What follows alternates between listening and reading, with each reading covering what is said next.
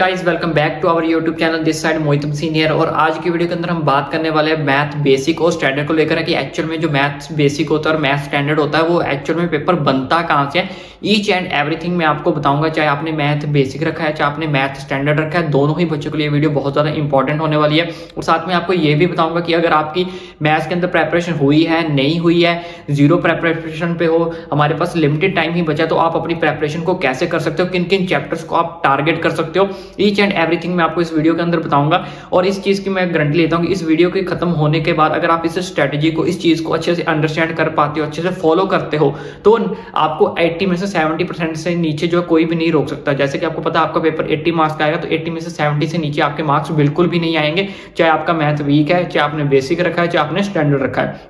क्योंकि बहुत सारे बच्चे बेसिक वही टारगेट करते हैं, या तो फिर उन्होंने मैथ्स आगे कंटिन्यू नहीं करना होता, या फिर उनका थोड़ा सा मैथ जो है वो वीक होता है। ऐसा नहीं स्टैंडर्ड वाला को मैथ, जिन बच्चों ने रखा है उनका मैथ बहुत ज्यादा स्ट्रॉन्ग होता है। लेकिन एक चीज अपनी लाइफ में हमेशा याद रखना, चाहे आपने मैथ बेसिक रखा है चाहे आपने मैथ स्टैंडर्ड रखा है, इन फ्यूचर अगर आपको कोई भी जॉब करनी है, कोई भी बिजनेस करना है, तो उसके अंदर आपको मैथ्स की नीड पड़ेगी अपने अमाउंट को देखने के लिए, चाहे वो आपका फाइनेंशियली है, चाहे आपको बिजनेस के थ्रू देखना है, या कोई भी हर चीज के अंदर आपको पता है पैसा आता ही आता है। मैथ्स के ऊपर थोड़ा सा फोकस किया करो, थोड़ा सा कॉन्सेंट्रेट किया करो, ताकि इन फ्यूचर जाके आपको मैथ्स के रिलेटेड कोई भी प्रॉब्लम ना आए। तो अब चलिए बात कर लेते हैं मैथ्स बेसिक को लेकर। सबसे पहले हम मैथ्स बेसिक से शुरू करते हैं, इसके बाद हम बात करेंगे मैथ स्टैंडर्ड को लेकर कि मैथ स्टैंडर्ड का पेपर है वो कहां से बनेगा। तो सबसे पहले हम बात कर लेते हैं मैथ बेसिक को लेकर।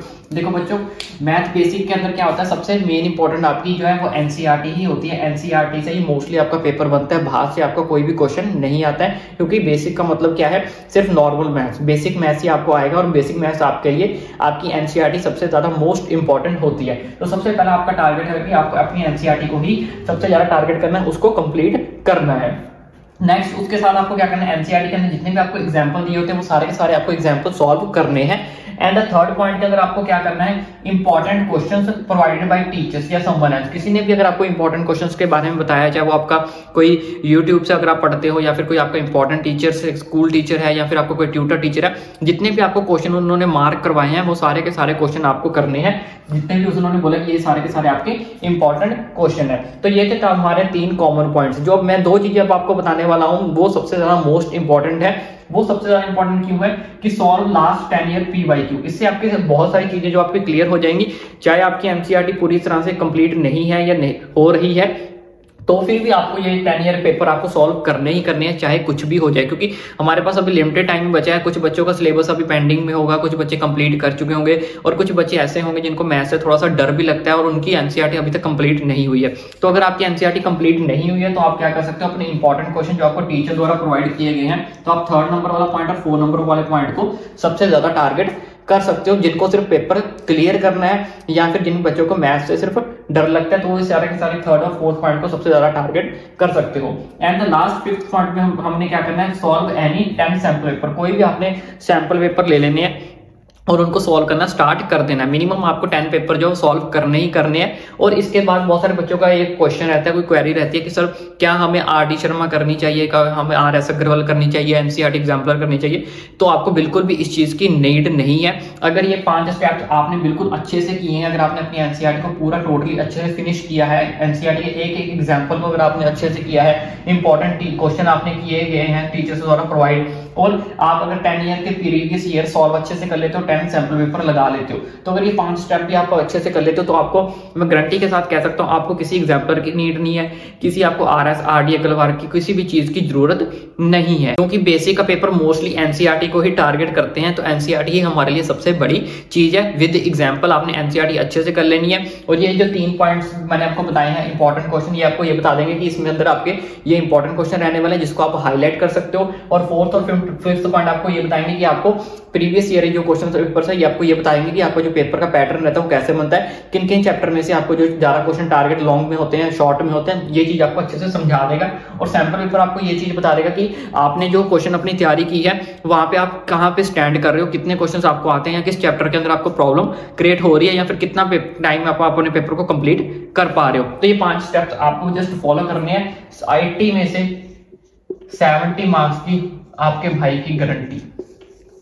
ठीक है, मैं गारंटी ले रहा हूं कि अगर ये 5 स्टेप आप अच्छे से फॉलो करते हो, ईच एंड एवरीथिंग इसमें से हर क्वेश्चन करते हो, तो 80 में से 70 से नीचे आपको कोई भी इंसान नहीं रोक सकता। अब the major point what we do now if zero preparation. अगर बहुत सारे बच्चे ऐसे भी होंगे जिनको मैथ्स, जैसे मेरा अनुभव होता है कि बहुत डर लगता है, या फिर कुछ बच्चे मैथ्स को सीरियस नहीं लेते, तो इस टाइम पे उनकी धड़कन, स्ट्रेस बहुत बड़ा होगा। क्या करें अगर हमारी जीरो प्रेपरेशन है, तो इस केस में हम क्या करें। तो इस केस में बहुत सारे बच्चे सोचते हैं कि वन शॉट वीडियो अगर हम देख लेते हैं तो क्या वो इनफ होगी, क्या वन शॉट वीडियो देखने से आप मैथ्स क्लियर कर जाओगे।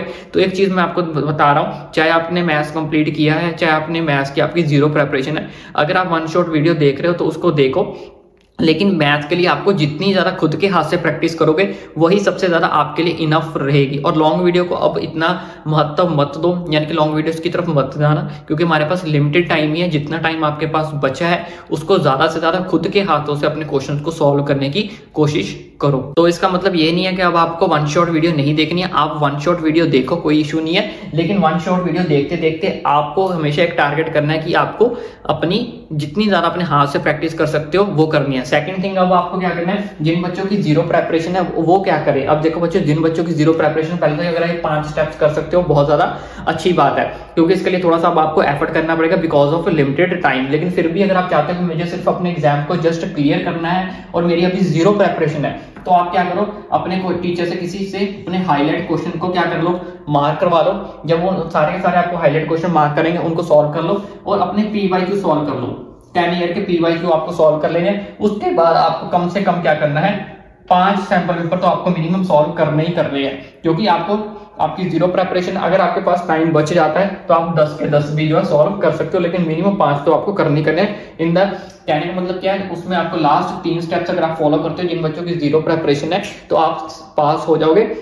आप 40-50 स्कोर जो आराम से कंडक्ट कर सकते हो, और बाकी आपकी डिपेंड करता है कि आप प्रेपरेशन कैसे करते हो। अगर आप सारे स्टेप्स फॉलो करते हो तो ऑब्वियसली मैंने आपको बता दिया 70 मार्क्स की सारी गारंटी मेरी है। बट इसका मतलब ये नहीं कि अगर आप जीरो पे हो तो आप पास नहीं हो सकते, आप आराम से पास हो सकते हो। जस्ट आपको ये 3 स्टेप जो है वो फॉलो करने हैं। और इसके साथ साथ मैं आपको ये भी बता देता हूँ कि आपके कौन से हाई वेटेज चैप्टर रहने वाले हैं जिसको आप मैक्सिमम टारगेट कर सकते हो, चाहे वो बेसिक वाला बच्चा है, चाहे वो स्टैंडर्ड वाला बच्चा है। तो वो चैप्टर मैं आपको वीडियो के लास्ट के अंदर बता दूंगा। और एक चीज और कंफर्म कर देता हूँ, क्लियर कर देता हूँ, तो अगर आपने इस वीडियो को ऊपर ज्यादा से ज्यादा प्यार दिखाया और इस वीडियो को ज्यादा से ज्यादा शेयर किया, तो आपका भाई डेफिनेटली आपके लिए इंपॉर्टेंट क्वेश्चन लेके आएगा। वो सिर्फ क्वेश्चन आपके लिए इंपॉर्टेंट नहीं होंगे, इवन वो 99.9 सिक्योर% होंगे, वो 99.9% सिक्योर होंगे जो आपको बोर्ड एग्जाम के अंदर मिलेंगे ही मिलेंगे। वो ऐसे क्वेश्चंस मैं आपको प्रोवाइड करूंगा, लेकिन वो तभी प्रोवाइड करूंगा अगर आप इस वीडियो को ज्यादा से ज्यादा शेयर करोगे और इस वीडियो के ऊपर ज्यादा से ज्यादा प्यार करोगे। So don't forget to share and the subscribe our channel. फटाफट सब्सक्राइब कर लो, जल्दी आपको वो वीडियो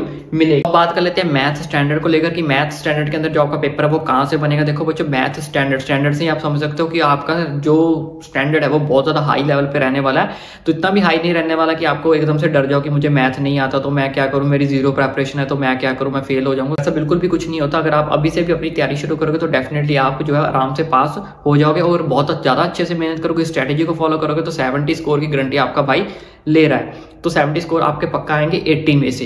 तो बात कर लेते हैं मैथ स्टैंडर्ड का पेपर जो कहां से बनता है। देखो बच्चों, मैथ स्टैंडर्ड का पेपर जो है वो कहीं से भी बन सकता है, बाहर वाली बुक से भी बनता है। तो इसके लिए हम क्या करें, तो देखो बच्चों, इसके लिए आपको क्या करना है, सबसे पहले तो आपको अपनी NCERT को ही टारगेट करना है, जो ऑलरेडी बच्चे आपको स्कूल में भी करवाई जाती है, NCERT ही करवाई जाती है। तो NCERT को तो आपने टारगेट करना ही करना है, और आपने कोई भी एग्जाम्पल को नहीं छोड़ना है। NCERT के अंदर जितने भी एग्जाम्पल दिए हुए हैं वो सब बच्चों उसको सॉल्व करना ही करना है, चाहे कुछ भी हो जाए। अब इसके अलावा एक्स्ट्रा आपको क्या करना है, तो इसके अलावा बच्चों आपको NCERT एग्जाम्पलर जो वो करनी पड़ेगी। अगर जो बच्चे NCERT एग्जाम्पलर कर रहे हैं वो बहुत ज्यादा अच्छी बात है। तो कुछ बच्चे सोच रहे होंगे कि मैं NCERT एग्जाम्पलर नहीं कर रहा, तो कोई दिक्कत नहीं है। अगर कुछ बच्चे RD को फॉलो करते हैं, अगर आप RD कर रहे हो या RS कर रहे हो तो कोई दिक्कत नहीं, यानी कि इन तीनों में से एक चीज आपको जो है वो सॉल्व करनी ही पड़ेगी। अगर जो बच्चे अभी तक सॉल्व नहीं कर रहे हैं तो अभी से भी अगर आप थोड़ी थोड़ी सॉल्व करनी शुरू करोगे तो मैक्सिमम चैप्टर्स को आप जो है कवर कर लोगे। तो इसलिए आपको घबराने की नीड नहीं है, आप तीनों में से कोई भी बुक को जो फॉलो कर सकते हो। NCERT एग्जाम्पलर करना चाहते हो NCERT एग्जाम्पलर कर लो, RD करना चाहते हो RD कर लो, RS करना चाहते हो RS कर लो। लेकिन मैं आपको ये बोलूंगा RD और SS थोड़ी सी लंबी हो जाएगी क्योंकि हमारे पास लिमिटेड टाइम है। तो आप ज्यादातर अगर जिन बच्चे ने बिल्कुल भी अभी शुरू नहीं किया है तो वो NCERT एग्जाम्पलर को क्या कर सकते हैं, टारगेट कर सकते हैं। ये आपकी इतने लिमिटेड टाइम के अंदर कंप्लीट हो जाएगी। उसके अलावा आपको क्या करना है, इंपॉर्टेंट क्वेश्चन आपको मार्क करवा लेने हैं प्रोवाइडेड बाय टीचर, जो टीचर ने आपको प्रोवाइड किए हैं, या फिर आपके जो स्कूल्स में टेस्ट होते रहते हैं, पेपर होते रहते हैं, जो उसमें जो क्वेश्चन जो आपको दिए जाते हैं एग्जाम्स के लिए, टेस्ट के अंदर, वो सारे के सारे आपको करने हैं। या फिर अगर आपके पास वो नहीं है तो आप अपने टीचर्स को बोलो, चाहे वो ट्यूशन टीचर है, चाहे आपका वो यूट्यूब पे आपको कोई पढ़ा रहा है, या फिर आपका कोई क्लास टीचर है, तो आप उनसे वो क्या कर सकते हो, मार्क करवा सकते हो अपने इंपॉर्टेंट क्वेश्चंस को। ठीक है, कोई भी हो सकता है, उससे आप मार्क करवा लो। उसके अलावा आपको क्या करना है, लास्ट 10 ईयर के आपको PYQ जो है वो सॉल्व करने हैं। इससे आपका पेपर पैटर्न क्लियर हो जाएगा कि एग्जाम्स के अंदर किस तरह के क्वेश्चन आपको स्टैंडर्ड के अंदर पूछे जाते हैं, कितने क्वेश्चन बुक से आए हैं, कितने क्वेश्चन बाहर से आए हैं, कितने क्वेश्चन की स्टेटमेंट चेंज होती है, क्योंकि स्टैंडर्ड के अंदर ऑलमोस्ट आपको स्टेटमेंट चेंज होके ही मिलती है। Okay, and the next 5th part is solve any. आपको क्या करना है, 10 अपने सैंपल पेपर लगाने, कोई भी सैंपल पेपर लगा सकते हो।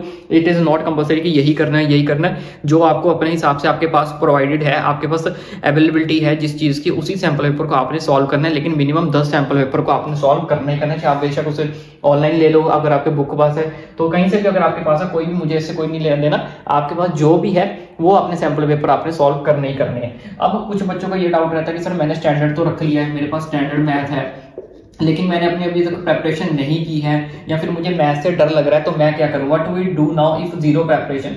या फिर बच्चों को जिनको डर लग रहा है, तो क्या यही वीडियो शॉर्ट वीडियो उनके लिए भी क्या इनफ रहेगी, क्या मैं शॉर्ट वीडियो देख के पास हो जाऊंगा। देखो बच्चों, मैंने अगेन रिपीट कर रहा हूँ, चाहे वो स्टैंडर्ड वाला बच्चा है, बेसिक वाला बच्चा है, जितनी ज्यादा मैथ की आप बाय अपने हाथ से प्रैक्टिस करोगे ना, उतना ज्यादा मैथ आपके यहाँ पे बैठेगा। इट इज नॉट मीन कि आप किसी की 10 मिनट की वीडियो देख रहे हो, 30 मिनट की देख रहे हो, वन शॉट वीडियो देख रहे हो, वो सिर्फ वीडियो देखने में और आपके हाथ से प्रैक्टिस करने में जमीन आसमान का फर्क होता है मैथ्स के अंदर। तो जितनी ज्यादा प्रैक्टिस कर सकते हो, उतना ज्यादा मैथ आपके दिल दिमाग दोनों जगह वो फिट होगा। तो आप वन शॉट वीडियो देख रहे हो तो ठीक है, कोई बात नहीं, लॉन्ग वीडियोस को थोड़ा सा अब कंट्रोल में देखना, क्योंकि हमारे पास इतना टाइम नहीं है। और एक चीज और बता देता हूँ, अगर आपने जीरो प्रेपरेशन कर रखी है तो इसमें आप बच्चे क्या करें, सेम टू सेम वही बच्चे क्या करें, अगर आपका स्टैंडर्ड है तो अब आपको 4 स्टेप फॉलो करने। आप सारे एनसीईआरटी के एग्जांपल सॉल्व कर लो, ठीक है, इंपॉर्टेंट क्वेश्चन जो आपको मार्क करवाए हैं वो कर लो। और आपका 10 ईयर PYQ तो हर बच्चे को कंडीशन कंपलसरी करने करने, चाहे बेसिक वाला बच्चा चाहे स्टैंडर्ड वाला बच्चा, और आपको सैंपल पेपर जो वो सॉल्व करने हैं। ये 4 स्टेप आपको फॉलो करने हैं अगर जिस बच्चे की जीरो प्रेपरेशन है। इसके अलावा आपको मैं इंपॉर्टेंट चैप्टर्स भी बता देता हूँ कि कौन कौन से इंपॉर्टेंट चैप्टर्स रहने वाले। आप उनको मैक्सिमम हाई वेटेज जो होते हैं वो आपको पास करवा देंगे ईजिली, तो आप हाई वेटेज चैप्टर्स को भी टारगेट जरूर करें। और इसके अलावा मैं एक चीज और आपके साथ कंफर्म कर देता हूँ, डेली आपको क्या करना है, 40 to 45 मिनट्स आपको रिवीजन करनी ही करनी है, चाहे बच्चा स्टैंडर्ड वाला चाहे बच्चा आप बेसिक वाले हो, क्योंकि रिवीजन ही आपको एक ऐसी चीज है जो आपको ये बताएगी कि आप जो चीज पढ़ रहे हो क्या वो फाइनली आपके दिमाग में फिट हो भी रही है नहीं हो रही, या फिर आप जस्ट टाइम वेस्ट कर रहे हो। क्योंकि हमारा मोटिव टाइम वेस्ट करना नहीं है, और बहुत सारे बच्चे रिवीजन को इग्नोर करते हैं, तो आपको रिवीजन को इग्नोर नहीं करना है। मैं ज्यादा टाइम आपको नहीं बोल रहा हूँ, सिर्फ आपको 40 to 45 मिनट्स डेली आपको अपने मैथ्स को रिवीजन के लिए देने ही देने हैं। आप चाहे बेशक उस टाइम की रिवीजन जो है कभी भी कर सकते हो, मॉर्निंग, नून, इवनिंग, जो भी आपके पास टाइम टेबल सुटेबल हो उसके लिए अंदर आपको रिवीजन करनी है। और ये वो चैप्टर्स हैं जो आपके लिए इंपॉर्टेंट रहने वाले हैं, बेसिक के लिए भी और स्टैंडर्ड के लिए, जो आपके हाई वेटेज चैप्टर्स हैं। इन चैप्टर्स को आपने बिल्कुल भी किसी भी कंडीशन के अंदर स्किप नहीं करना है। पहला चैप्टर है polynomial and quadratic equation, surface area and volume, trigonometry, statics, circle and triangles. तो चाहे बच्चे स्टैटिक्स और ट्रिग्नोमेट्री ये सारे चैप्टर आपको स्किप नहीं करने, चाहे आप बेसिक वाले हो चाहे स्टैंडर्ड वाले हो। तो आई होप अब आपको ये वीडियो अच्छी लगी तो आपका भाई इसी तरह की बाकी सब्जेक्ट्स की वीडियो भी आपके लिए लाता रहेगा, इसलिए चैनल को सब्सक्राइब करना ना भूलें और वीडियो को ज्यादा से ज्यादा शेयर करें, ताकि हम इंपॉर्टेंट क्वेश्चंस की वीडियो जल्दी ही आपके लिए ला सके। और चैनल को सब्सक्राइब जरूर करें।